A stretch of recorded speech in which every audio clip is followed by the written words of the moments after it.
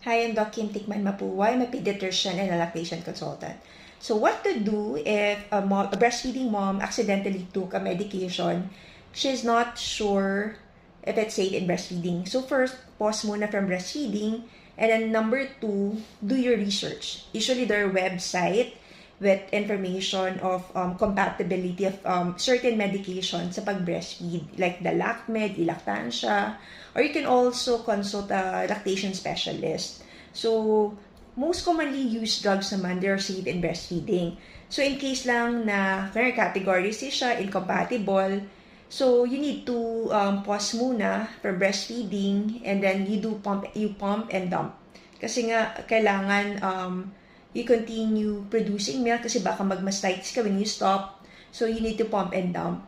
So, mostly, drugs have this information na tawag na half-life. Ibig sabihin, usually it's in hours or days. Kaya 6 hours ang half-life ng isang gamot. So, after 6 hours, the amount of that drug will be half from its original amount that you took it. So, usually it takes 4 to 5 half-lives before you eradicate that drug in your system, or it's safe na to resume breastfeeding.